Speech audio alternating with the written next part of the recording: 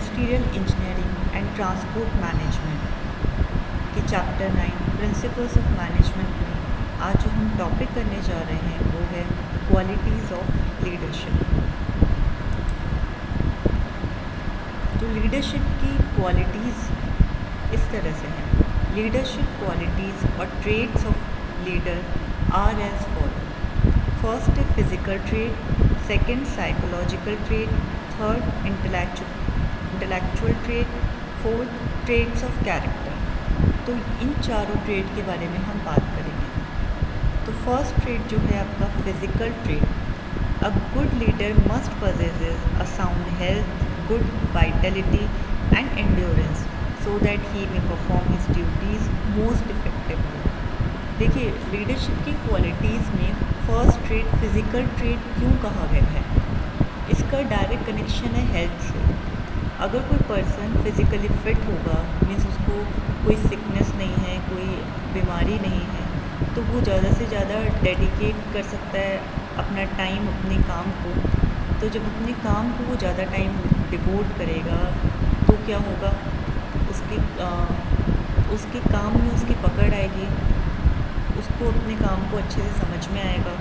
तो इस केस में जो पर्सन है वो अपनी टीम को बहुत अच्छा गाइड कर सकता है क्योंकि उसे हर तरह की नॉलेज होगी।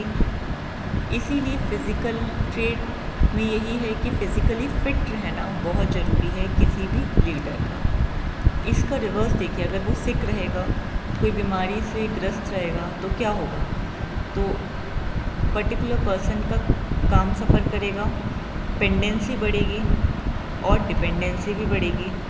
तो उसका फिर एज अ लीडर काम करना बहुत टफ है। ठीक है। Second, psychological trait. Some of the psychological trait required by a good leader are first enthusiasm, b cooperativeness, c tactfulness, D ability to inspire,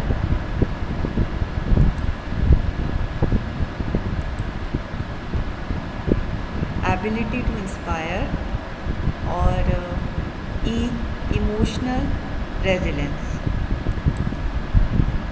to cope with the emotional stress। देखिए, इसी तरीके से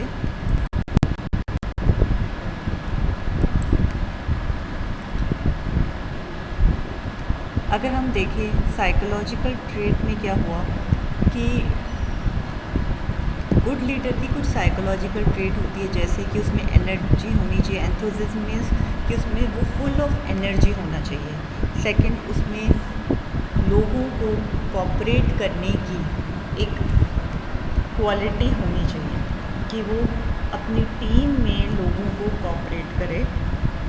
सी टैक्टफुलनेस means उसमें art होना चाहिए to deal people.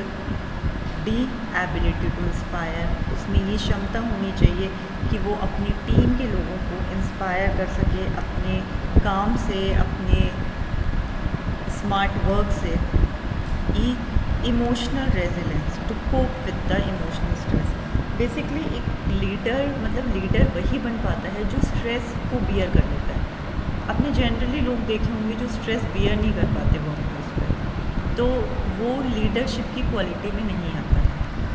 आपको day routine में work place पे एज अ स्टूडेंट कुछ ना कुछ स्ट्रेस होता ही है डेली बेसिस पे, तो आपको बेसिकली उस स्ट्रेस के साथ डील करना आना चाहिए। तो एक लीडर को कहीं ना कहीं साइकोलॉजिकली फिट होना चाहिए, मीन्स मेंटली वो स्ट्रॉन्ग होना चाहिए। देखिए, फ़िज़िकल में तो वो फिज़िकली फ़िट होना चाहिए और साइकोलॉजिकली में आप कह सकते हैं कि वो मेंटली स्ट्रॉन्ग होना चाहिए। ठीक है। थर्ड है intellectual trade.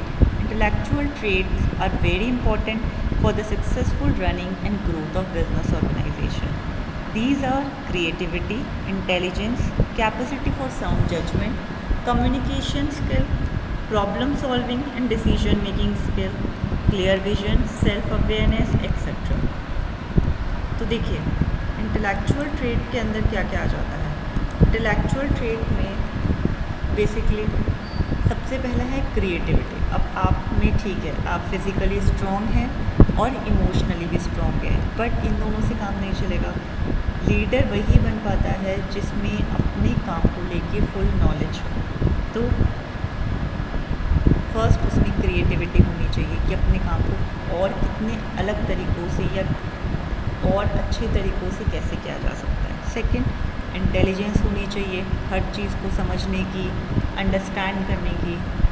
C, capacity for sound judgement, किसी भी तरह का जजमेंट वो वर्क प्लेस पे ले सके, उसको 10 लोगों की ज़रूरत ना हो एक छोटे से डिसीजन को लेने के लिए, क्योंकि लीडर वही कहलाता है जो अपने डिसीजन खुद ले सकता है। अगर उसे अपने आसपास लोग चाहिए फॉर टेकिंग स्मॉल डिसीजन, तो ही or she is not a good leader. Next, communication skill. जो कम्युनिकेशन है एक लीडर का वो बहुत स्ट्रॉन्ग होना चाहिए। कैसे आपको थ्रू मेल, थ्रू फ़ोन आपको लोगों के साथ कैसे डील करना है, तो आपको कम्युनिकेट करना आना चाहिए problem solving and decision making skills. In any case एक लीडर के लिए बहुत ज़रूरी है कि वो कैसे प्रॉब्लम को सॉल्व करता है और किस तरीके से डिसीजन लेता है। क्लियर विजन, क्लैरिटी होनी चाहिए लीडर को। मीन्स कि ऐसे नहीं कि उसे डाउट हो, कन्फ्यूजन स्टेट में नहीं होना चाहिए कि ये करूँ नहीं करूँ। नो, एक leader should have a clarity. Clarity means clear vision. Self awareness होनी चाहिए। उसे पता होना चाहिए कि सपोज़ कीजिए ड्यूरिंग कोविड आपको किस तरह से अपना वर्क प्लेस को रन करना है और आपको कैसे प्रिकॉशन लेने हैं, लोगों को क्या प्रिकॉशन लेने हैं, ये सब चीज़ें आती है इसमें। नेक्स्ट है ट्रेट्स ऑफ कैरेक्टर। तो फोर्थ जो है ट्रेट्स ऑफ कैरेक्टर वो है strong character of a leader will set an example for the followers और सबऑर्डिनेट। देखिए, किसी भी लीडर का एक कैरेक्टर जो होता है, मॉरल कैरेक्टर, वो स्ट्रॉन्ग होना चाहिए। इसका रीज़न ये है कि फिर ही ओनली उस केस में ही जो सबऑर्डिनेट्स हैं वो एक लीडर को फॉलो करते हैं या उसे ओबे करने की कोशिश करते हैं। अगर सपोज़ कीजिए किसी, अब कैरेक्टर में क्या क्या आता है, जैसे कि ट्रेट्स, कौन से कैरेक्टर के कौन से ट्रेट हैं जो स्ट्रॉन्ग होने चाहिए। First, integrity. Leadership lies in an individual ability to give rise among others to a feeling of trust and respect by the coherence and continuity of his actions and ideas. When the individual's integrity is doubtful, he will not succeed in bringing others to want to do what he and they believe should be done. Good leaders consider leadership as a responsibility and not a privilege. A leader must obtain the trust of his staff. This implies agreement between words and action. अब देखिए, traits of character में जो first बोला है वो कहा है integrity. Means कि सबसे इम्पॉर्टेंट है कि जो आपकी टीम के लोग हैं वो आप पे कैसे ट्रस्ट करें या आपके एक्शंस की कैसे रिस्पेक्ट करें। इसके लिए बहुत ज़रूरी है कि पर्टिकुलर इंडिविजुअल की इंटीग्रिटी डाउटफुल नहीं होनी चाहिए।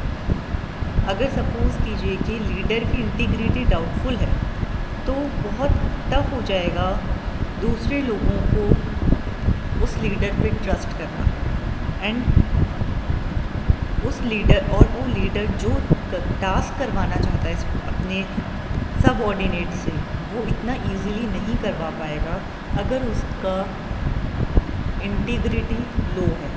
ठीक है, अब जैसे गुड लीडर जो होता है उसके लिए रिस्पॉन्सिबिलिटी है एक लीडरशिप, ना कि प्रिविलेज। ओके, लीडर को सबसे पहले अपनी टीम का, अपने स्टाफ का, अपने सबऑर्डिनेट्स का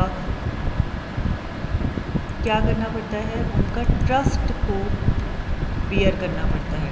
ठीक है, उनके ट्रस्ट को लेना पड़ता है। Self discipline. नेक्स्ट है सेल्फ डिसिप्लिन। इंटीग्रिटी के बाद देखिए, अगर सेल्फ डिसिप्लिन में आता है, अगर आप टाइम से नहीं आएंगे तो आपके सबऑर्डिनेट्स इस चीज़ को कैसे सीखेंगे। तो ये सेल्फ डिसिप्लिन होता है कि आप ऑफिस टाइम से आ रहे हैं, आप ऑफिस से टाइम से जा रहे हैं, तो तो this is also one of the trait of leadership. Next है फिज़िकल एंड मॉरल करेज। अब एक लीडर को कहीं ना कहीं उसमें फिज़िकली और मॉरली दोनों ही वे से किसी भी सिचुएशन को डील करने का करेज होना चाहिए। यानी आप कह सकते हैं कि उत्साह होना चाहिए और वो बहुत ही ब्रेवली उन चीज़ों को डील करें। ना कि अगर सपोज़ कीजिए कोई हायर अथॉरिटी का फ़ोन आ गया और वो अपना कोई पर्टिकुलर काम कर रहा है, कोई टेंडर पास कर रहा है और उसने उस काम को वहीं होल्ड कर दिया, तो this is not the quality of good leader. D है humanism. These traits of character will create confidence among workers and will help the organization to achieve the object. In a brainstorming session with a group of young men and women that included several university graduates and eminent authors, Fr.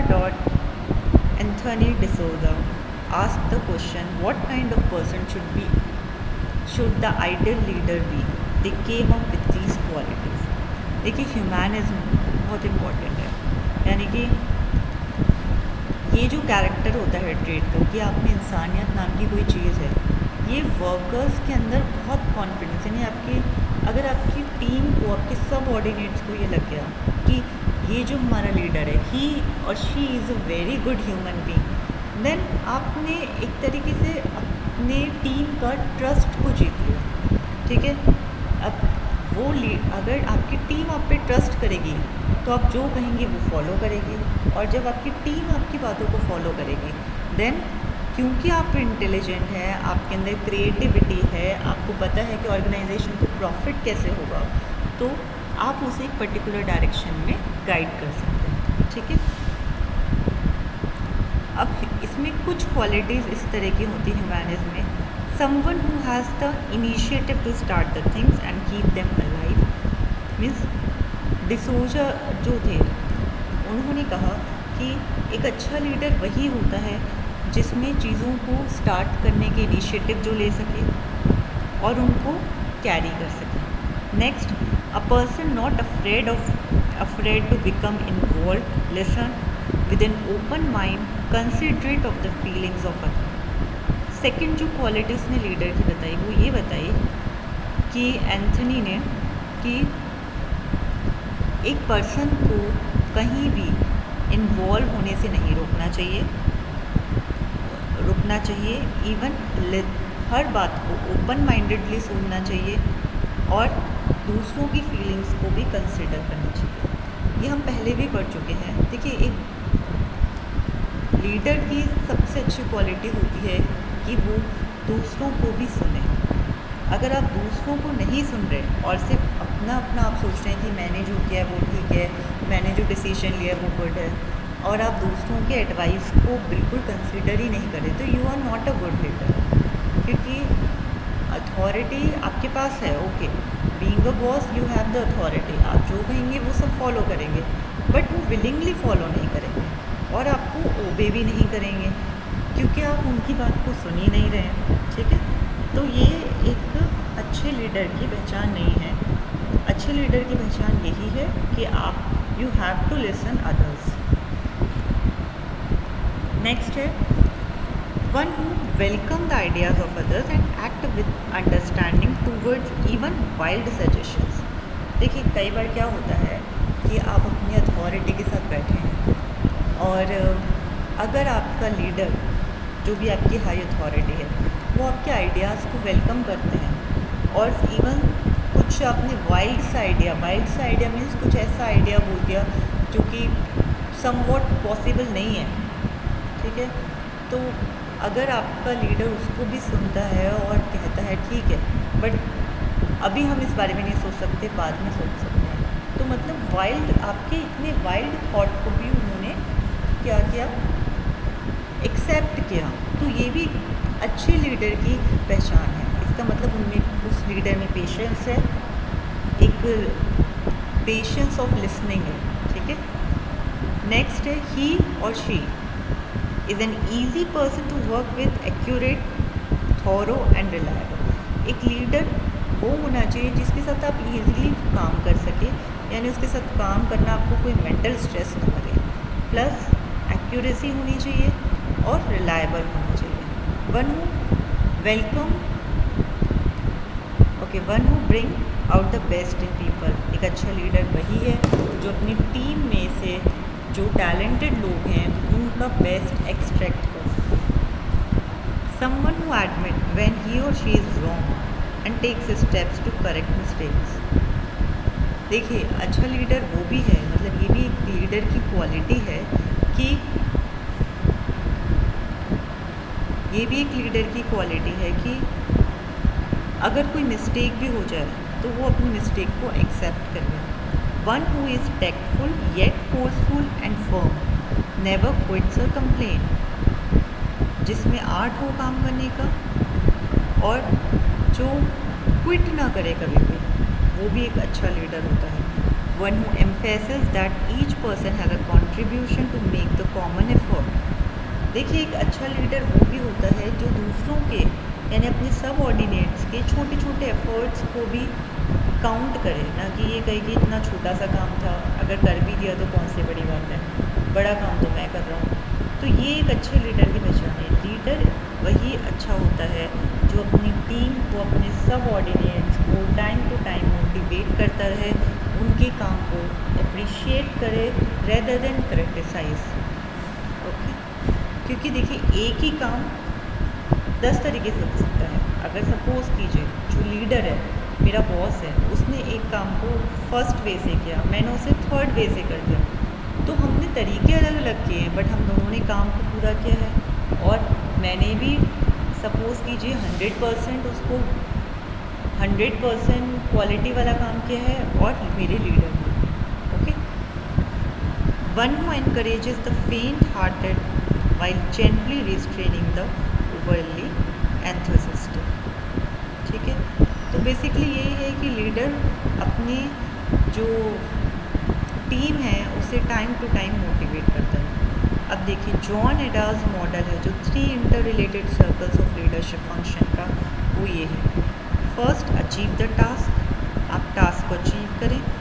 Build the team and at the same time motivate and develop individual. ठीक है, तो leaders can help in understanding their key responsibilities by studying the model design by John Adair of 3 inter related circles of leadership function. तो basically एक leader की responsibility मतलब main responsibility, ठीक है, task को अचीव करना, टीम को build करना और डेवलप करना और मोटिवेट करना इंडिविजुअल। ओके, तो ये है हमारी